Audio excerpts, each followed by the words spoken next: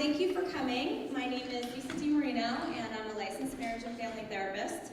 I put just kind of the three biggie things that I do of why I actually do know something about anxiety other than suffering from it myself at times.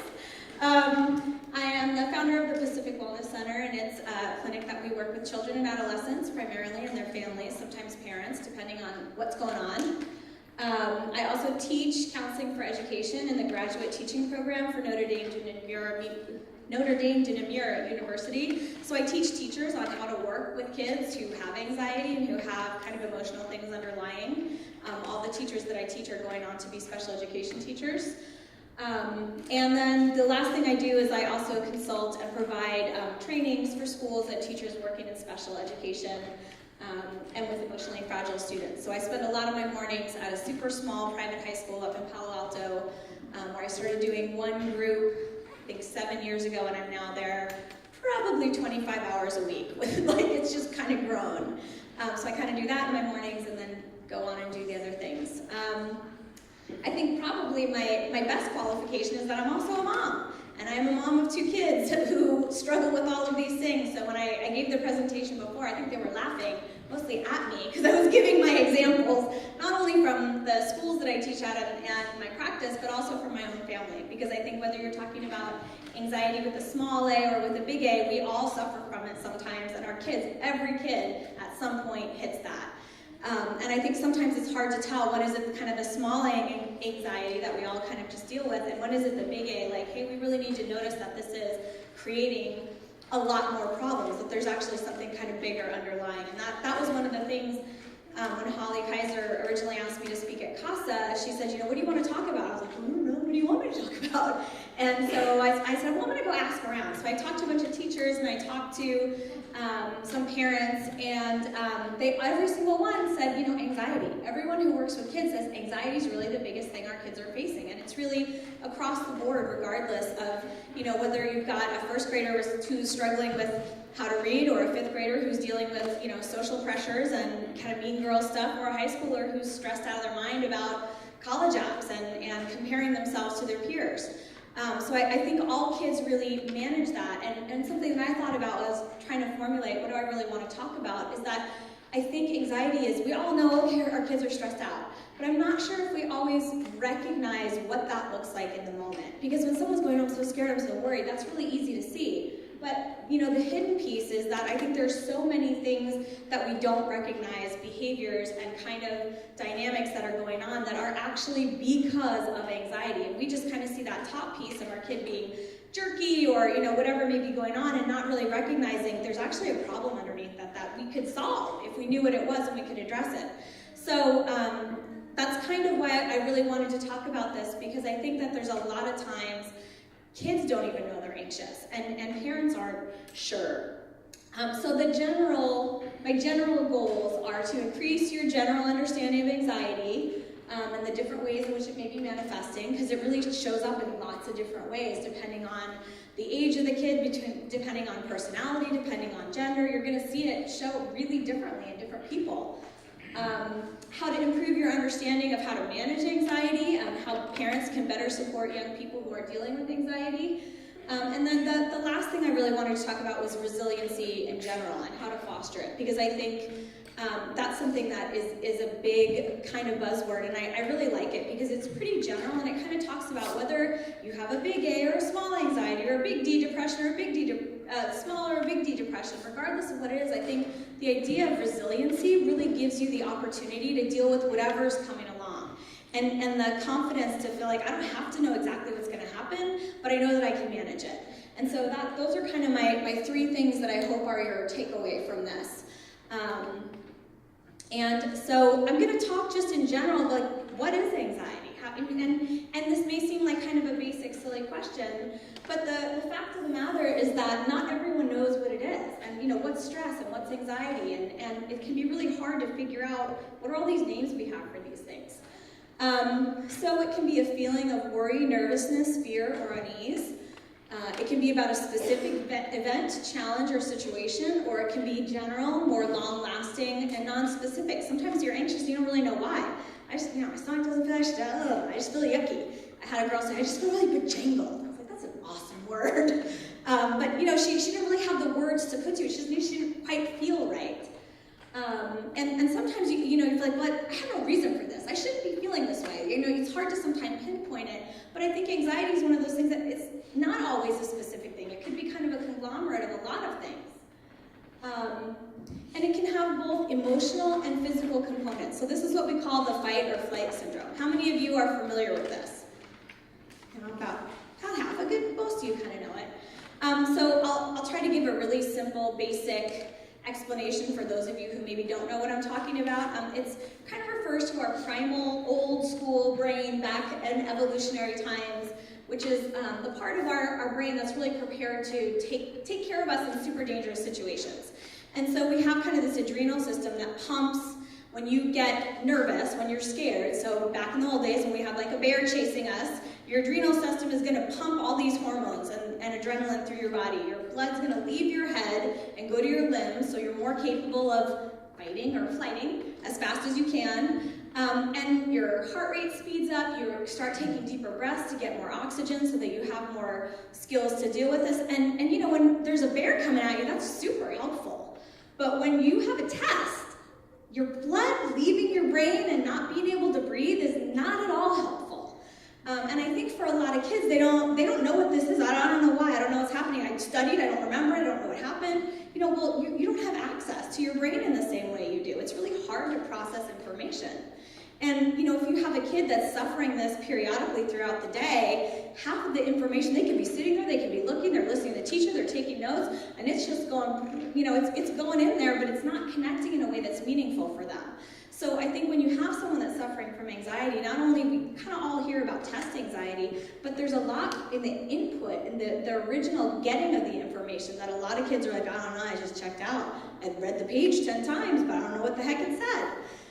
So I think these are the kind of things that, there are biological components. And as much as I'll get to kind of what you can do about it, but my favorite one is breathe. And every time I say that, I breathe every day, Lisa. Doesn't help. There are specific breathings you can do, and we'll do it later. But that it's not going to automatically make you not anxious, but it is going to stop that primal part of your brain that's saying danger, danger, danger, and start to slow down the biochemical part. And so there are things, people get nauseous, you can actually throw up, they get headaches, there's all different kinds of symptoms, and we'll talk a little bit more about them. But, a lot of people, that's probably, I forget the statistics, but it's a huge part of ER visits are people who think they're having heart attacks, and like 75% of the time or something, it's actually an anxiety attack, because you feel, these things, and these are grown-ups that don't even stop and think about, hey, what's happening to me? I think I'm dying. And I think that's a really big piece, is that you feel like you're dying. Even if it's about going to school or talking to your friend or breaking up with a girlfriend or boyfriend or having to deal with not having a place to sit at the lunch table. All these things may seem small to us, but to them at the moment, they feel like they're going to die. Oh look, I already talked about that one. God, past myself. And just to elaborate a little bit more on why hidden, I think it can have many faces. And as I said, people often don't recognize when they're anxious.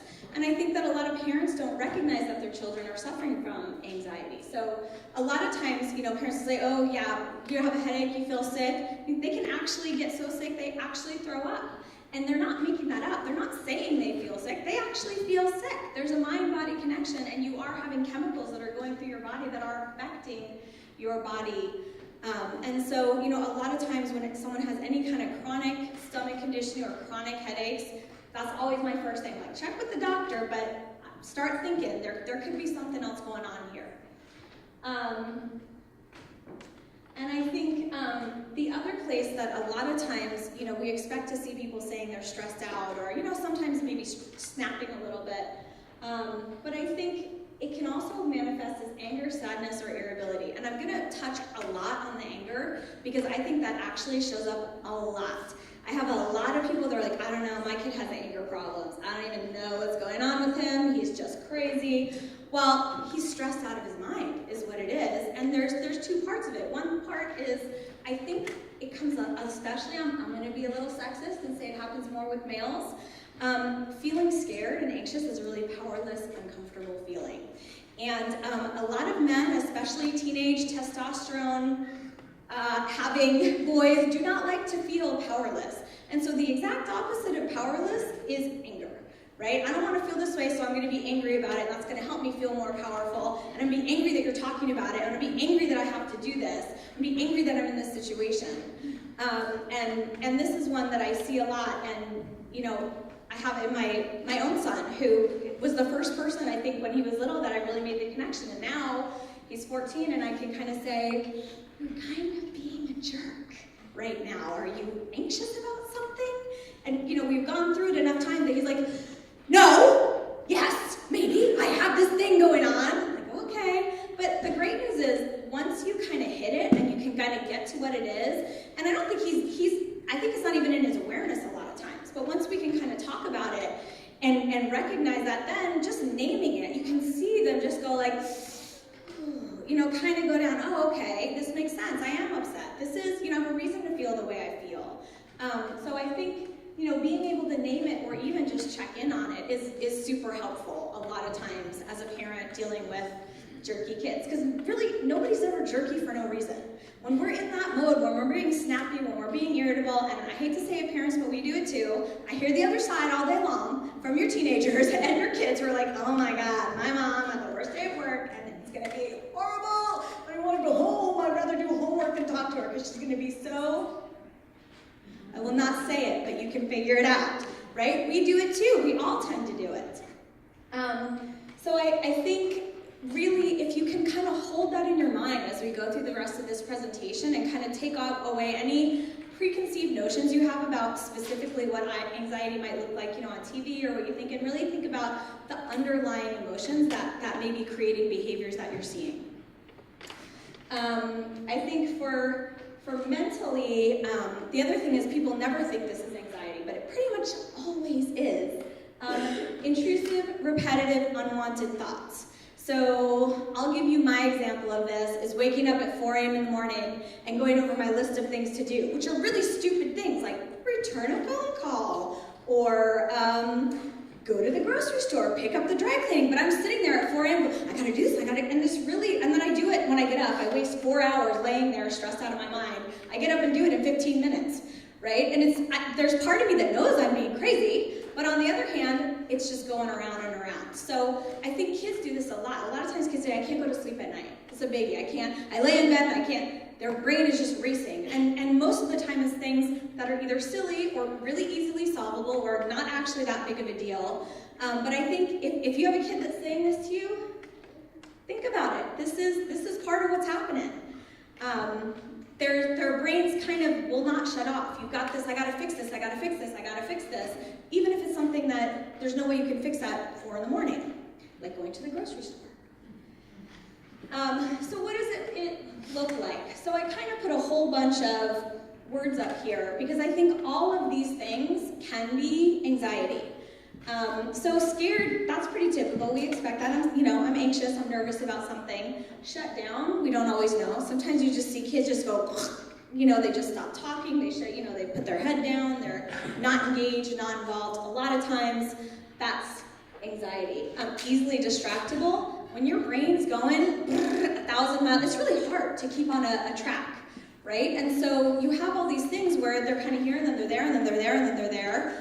So again, with that, they're often not getting information as it's coming in. So you're like, I had this conversation with you 15 times. What do you mean you don't know you have to go to practice after school today? You've done it every day for the last 2 months. I don't hear you. I don't know.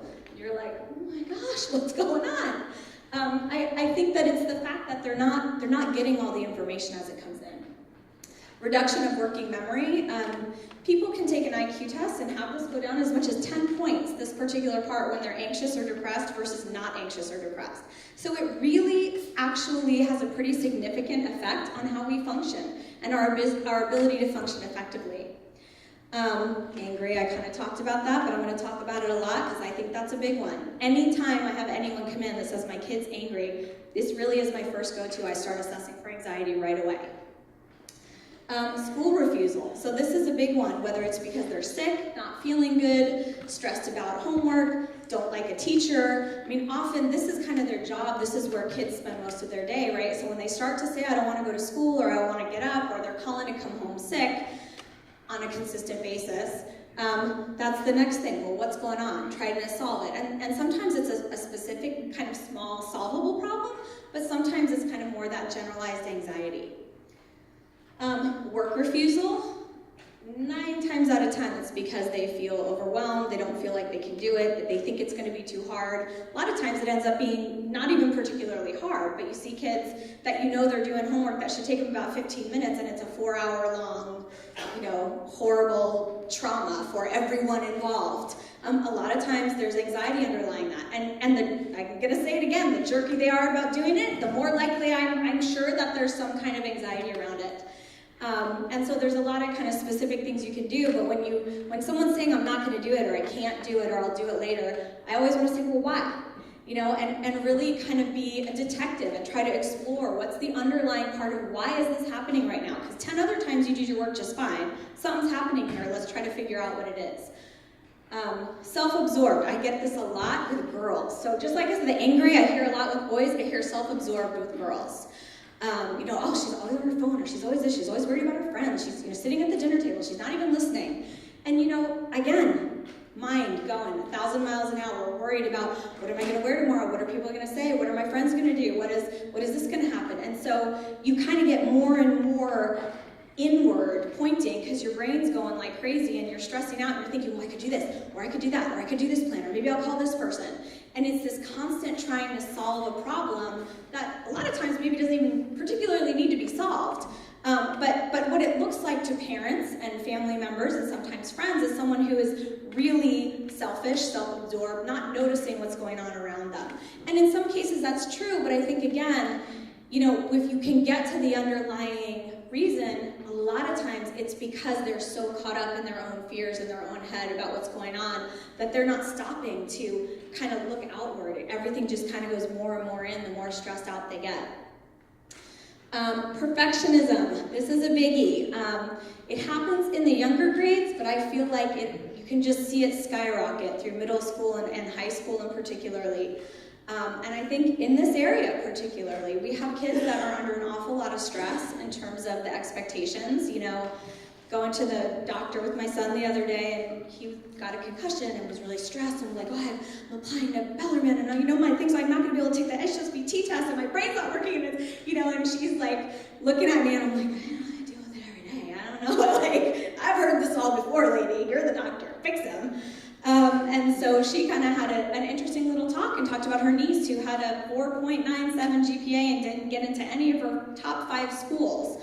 And had spent her whole high school career stressed out of her mind and miserable and working and, never having a social life and doing all these things, and ended up getting in her, 6th school, which was still something super great, don't get me wrong, it wasn't a bad school. But she called her and said, I've never been so happy. I'm not stressed, I love it. I don't have to struggle, this is so great. I wish I would have done this, 5 years ago when I was in high school. But I think when you're looking at high school kids, they have this constant peer, and I think parents and teachers get a bad rap, because I think a lot of people are like, oh, you have those parents that are so on you, or they're so strict. I think they get a lot more peer-to-peer than they do from parents. Most parents that I know that I talk to are far more concerned with their kids being healthy and happy and not cutting and not drinking and not using and not stressed out of their mind than they are about what particular college they're going to. But kids don't feel that way. They feel like I have to hit all these things in order to be okay. And when you're focusing on needing to be perfect, pretty much you can't. So it's a fruitless job that really never ends up the way you want it to. And in the meantime, you're miserable because you're kind of missing out on your actual life. And it also leads to work refusal and school refusal and some of these other things. Because if I can't do it perfectly, I'm not going to go. What am I going to go there and look like an idiot? I'm not showing up for that. Not be perfect where everyone can see me? No way. So I think that's a big one, kind of looking at this idea that it's not okay to make mistakes, it's not okay to fail, it's not okay to not know something, and there's so much pressure, and I think, good and bad, we have technology, and we have a lot of wonderful resources for our kids, but that also really raises the expectations that somehow we think they should be able to do all these adult tasks. I mean, the kids that I see who are applying to college in high school and also doing high school and doing sports and, doing ASB and doing, I'm thinking, when do you sleep? How do you live? How do you breathe? And they come in and it's like they've got a bag of rocks on their back. And it really breaks my heart for them because I'm kind of looking at them and I'm saying, you're not happy. Being the perfect kid is not making you happy. So if you're perfect, you're not happy. And if you're not perfect, then you're really not happy because you have this idea of like, well, those perfect people must be living the good life. And I'm over here, not perfect, and why should I even bother? I'm just a big loser. So I feel like this perfectionism really is incredibly rampant in our area. And I think it's not quite as bad at other places. And I think it has a lot to do with the expectations and the success that the kids see around us. And kind of this pressure they put on themselves to be a certain way or look a certain way or that they think they should be a certain way. So here's a biggie for parents is the need to control. So if you have a kid that has to kind of control when you're taking vacations, how you're doing it, where you're staying, where you're going to go eat, I would say, ding, anxiety, because they're trying to fix all these things. They've got all these worries going on in their head. And so they're like, if I go to the perfect restaurant, I get the right meal, and I get the right thing, and I wear the right clothes, and you do what I tell you to do, because if you all just do that, that'll be great. That's what happens. And so you have a kid that's like trying to run everything, and parents are like, oh. And I think it's really important to know, because it's really hard, actually, to live with someone like that, or to be close to them. It can be a little crazy-making. And FYI, parents, that might be you. You might be the controller. So everything I'm saying about your kids, I'm just going to say hold a little mirror sometimes to some of these things yourself. It's really difficult to live with. It's really difficult to enjoy someone that's constantly trying to get you to do something and things have to be a certain way. And so again, I'm going to say that's because inside they're trying to fix everything and trying to control everything to manage their anxiety. Manipulative kind of goes along with that. So a lot of parents will come in and say, oh, I don't know what's wrong with my kid. They're so manipulative. And I'm like, well, you manipulate when you don't know how to get what you need yourself. That's kind of the definition of manipulation. I just can't go out and do it, so I have to try to get you to do it. And I think kids with anxiety feel like they're going to die, whether it's because they don't have the right shoes, or they have the old iPhone, or they're going to fail this test, or their boyfriend got caught making out with their best friend last week, and now they got to go face him at school. Whatever it is, they feel like they're going to die. So heck yeah, they're going to be manipulative. Heck yeah, if they feel like if I have to go to school and deal with this, I'm going to die, I am going to do everything in my power to make sure this does not happen. And I'm going to pull whatever string and go to whatever degree I have to and push whatever button I have to not do this thing, whatever it may be, that makes me feel like I'm going to die. And I think being able to recognize that kind of sometimes can help you disengage and not take it as it's a personal thing that my kid's messing with me, but more that it's a general thing that they're trying to get their needs met. And unfortunately, they're doing it in a way that is driving you bananas and probably isn't super effective for them in the world, but it's an attempt to try to solve a problem. And if you can look at it as that, it makes it a little bit easier, I think, to manage and to be able to find a way to kind of get around it without tons and tons of conflict and fights. Another one is an inability to work alone. If you have a kid that you need to be there when they're doing homework, or they need to have a tutor, and there's nothing wrong with that at all. But I think if you're seeing this, there's probably a reason that if you sitting there with them makes them work better, I would again kind of look at, all right, this may be a particular subject that's hard for them, or this may be just something that they're overwhelmed or afraid they can't do. That's a big one. Social phobia is another one. It kind of manifests in a different way. Kids that are afraid to order food to a restaurant. Or a lot of times, it's that being in your head all the time. So they'll be like, what happens if we see someone we know out in public? I don't say hi. That's, I gotta think of the next thing. It's like the worst thing in the world would be to open a conversation with someone, because then they're thinking 5 dialogues down the road of what they're gonna say. So I think so it's easier just to not do it. I'll just stay in here in my room where I don't have to deal with that, or where it's online and I can type it out and think about what I want to say back. So I think social phobia is another way it can manifest. Test anxiety we talked about. Procrastination, I think, kind of goes along with the work refusal and school refusal. If you're not feeling great about something, you have a tendency to put it off. I was just going to ask you how before you were talking about little a and big A. Mm-hmm. Do each of these have little a manifestations and big A manifestations? Absolutely, and I think it's really a continuum. I mean, I think it's a matter of degree. You know, you may have some things where none of this hits you, and you may have others where you're like, oh my gosh, that's totally me, or that's totally my kid, or my partner. And to be fair, if you look at every single one of these, we all do this some ways at some times in some circumstances. None of these are completely foreign behaviors. But I think when you're looking at it as consistent, prevalent, pervasive, something you're dealing with a lot of the time, that's when your little a is getting bigger, right? When you're kind of seeing this pattern over time. And then performance anxiety, which kind of goes along with the perfectionism and some of the other things. So what does it feel like? It's a feeling of fear or worry that is disproportional to the situation at hand. I think that's the biggest thing is I hear kids like, oh my God, my parents don't understand. They have no idea what a big deal this is. And you're like, it's your hair. It's not that big of a deal. But to them, it is. And it feels like a big deal, whether it's your hair or a test or a friend who's mad at you or, you know, feeling like you're not going to make the sports team you really want to make. All of these things are things that are incredibly powerful and meaningful to them in that moment, even if it wouldn't be the next day. You know, a lot of times I go back, I can't believe I was so stressed out about my outfit. I can't tell you how many girls don't go to school because of their outfits. They don't have the right outfit. I feel so bad. I can't do it. I can't go to school today. I'm too hideous. I don't want people to look at me. Right? This is a huge one that I'll see.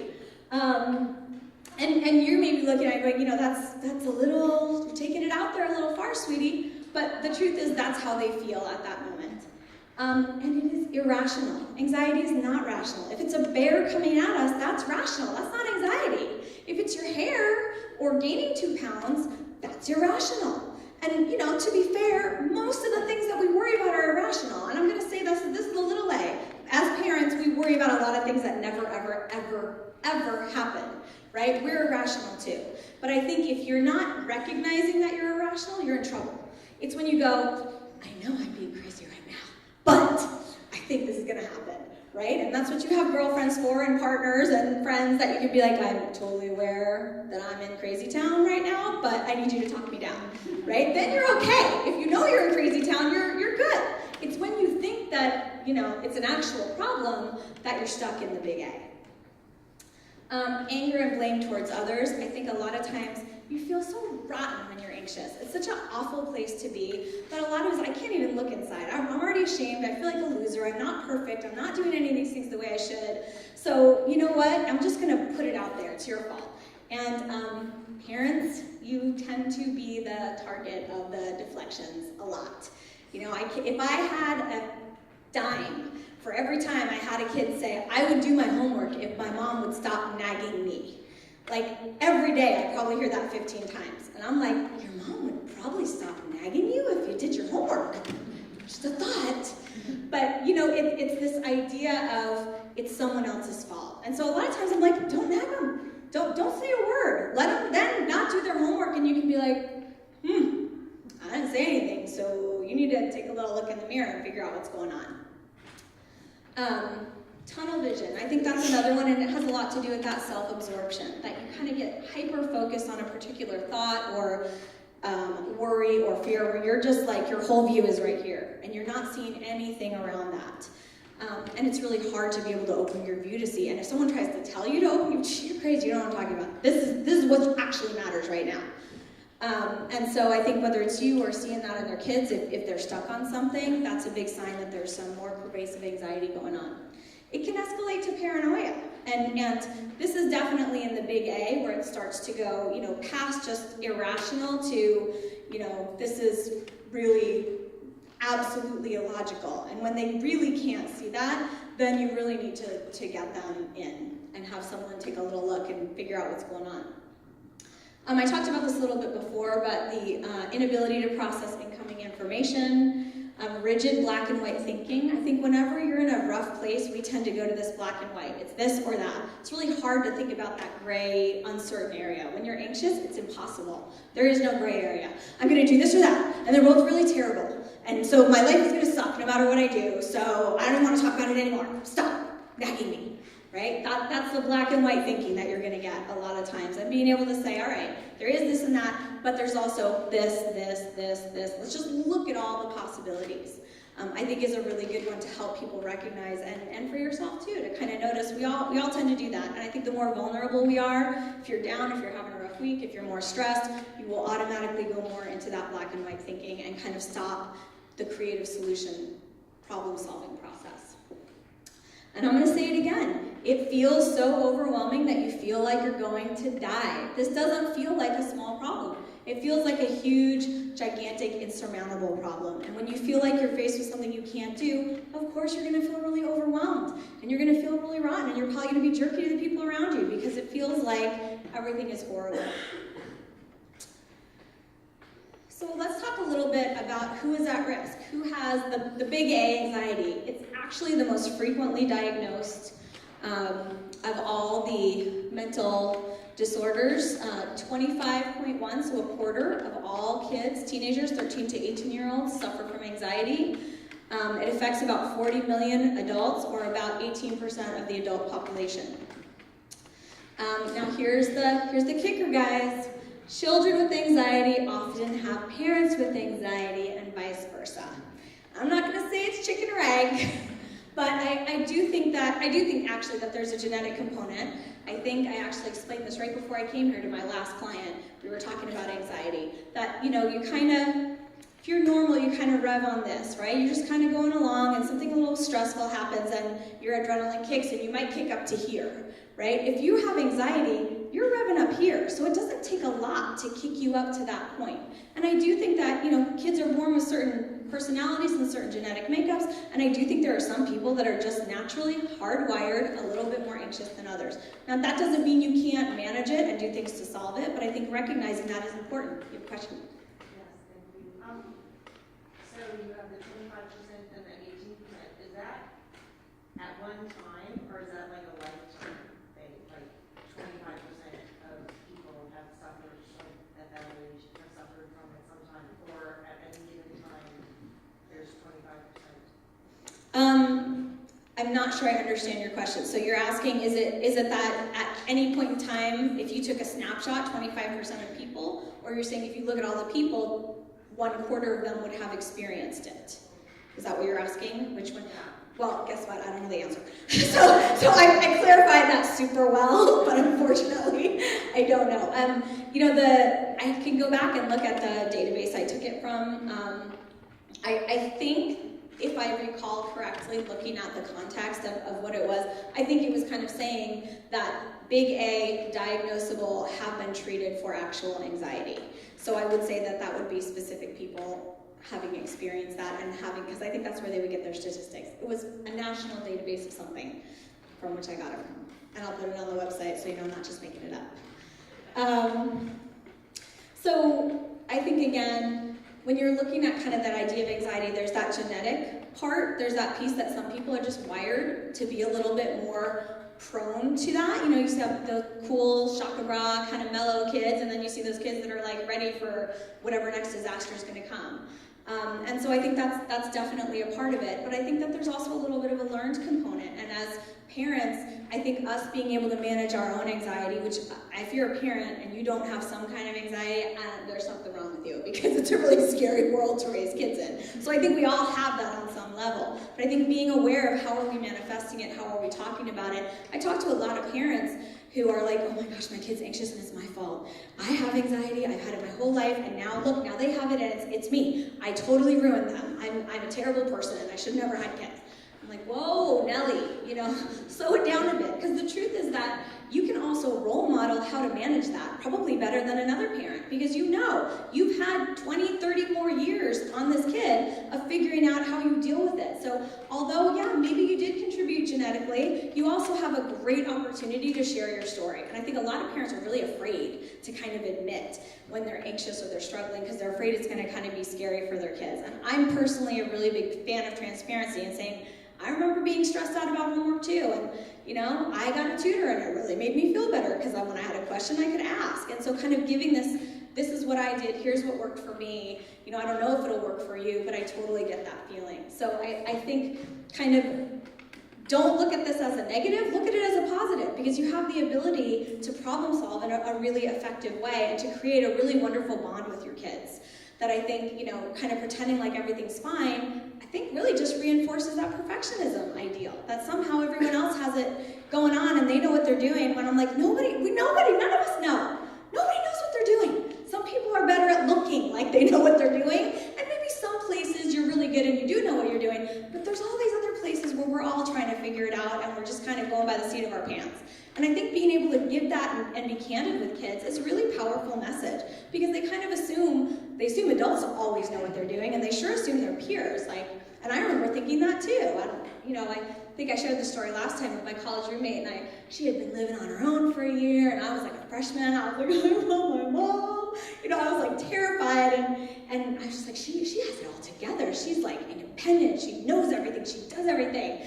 And I was talking to her. We're still best friends 25 years later, and I was like, you just knew everything. And she was like, I didn't know anything. I was scared out of my pants. No, look at you, that girl has her parents there, she's got all the support. And I was like, wow, I wish we would have talked about this sooner, because I would have felt a lot better. But I think that's a really typical example of how we kind of make assumptions about what other people are doing, and that people who look like they know what they're doing, we just assume they know what they're doing, and so therefore we must be the only people that don't know what we're doing.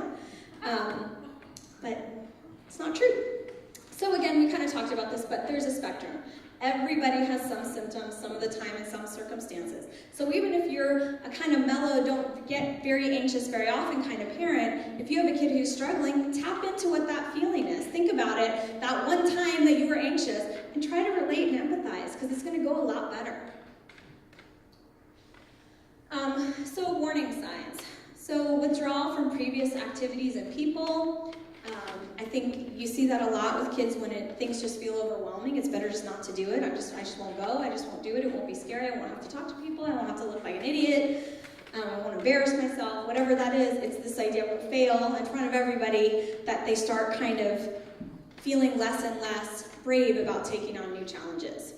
Angry outbursts, irritability, refusal to try new things. So sometimes it may be fear, anger, and whining over things that used to be easy, fun, or no big deal. So sometimes it may be a new thing that you're like, hey, come on, let's do this. And they're like, oh, I'm not doing that. Or it could be something that they already did do, and all of a sudden it becomes really hard. And so I think when you're seeing that, do some investigation. Figure out what's going on. Why is it harder? Why is it different?